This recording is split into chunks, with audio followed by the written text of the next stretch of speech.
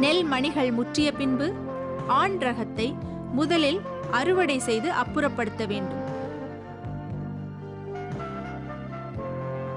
பெண் வரிசைகளில் விடுபட்ட கலவன்கள் இருப்பின் அவற்றை அகற்றிவிட்டு பிறகு அறுவடை செய்த பின் தூய்மையான விதைகளை பெற களத்தை நன்கு சுத்தப்படுத்தி தனியாக அடித்து காய வைத்து விதை நேர்த்தி செய்து முறைப்படி சேமித்து வைக்க வேண்டும்.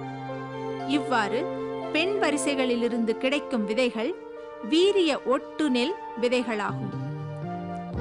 வீரிய ஒட்டு நெல் ரகங்களின் முக்கியத்துவத்தை அனைவரும் தெரிந்து கொள்ள வேண்டும் என்பதற்காக வீரிய ஒட்டு நெல் விதை உற்பத்தி மற்றும் வீரிய ஒட்டு நெல் சாகுபடி பற்றிய தொழில்நுட்ப பயிற்சிகள் இந்திய வேளாண்மை ஆராய்ச்சி கழகம் மற்றும் ஐக்கிய நாடுகள் மேம்பாட்டு திட்டம் ஆகியவற்றின் பொருளாதார உதவியுடன் விவசாயிகள், பண்ணை மகளிர், விதை உற்பத்தியாளர்கள் மற்றும் வேளாண்மை விரிவாக்க அலுவலர்களுக்கு வழங்கப்படுகிறது.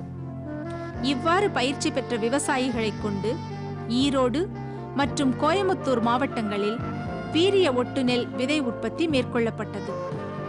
இந்த விவசாயிகள் வீரிய ஒட்டு நெல் தொழில்நுட்பங்களை முறையாக பின்பற்றியதன் விளைவாக அதிகபட்ச மகசூலாக ஹெக்டருக்கு 2588 கிலோ வரை எடுத்துள்ளனர். நல்ல திட்டமிடல் மற்றும் நல்ல நிர்வாகத்தின் மூலம் சீனாவுக்கு இணையாக அதிக வீரிய ஒட்டு நெல் மகசூல் பெறப்பட்டது ஒரு சாதனையாகும்.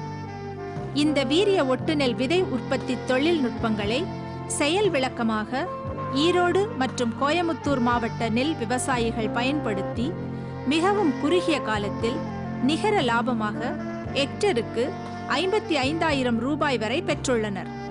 எனவே வீரிய ஒட்டு நெல் விதை உற்பத்தி மேற்கொள்ளும் உழவர் பெருமக்களுக்கு நல்ல எதிர்காலம் உள்ளது. இந்த வீரிய ஒட்டு நெல் விதை உற்பத்தி செய்வது பற்றியோ அல்லது வீரிய ஒட்டு நெல் பயிரிடுவதை பற்றியோ மேலும் விளக்கம் தேவைப்பட்டால் கோவையில் உள்ள தமிழ்நாடு வேளாண்மை பல்கலைக்கழகம் நெல் ஆராய்ச்சி நிலையத்தை அணுகவும்.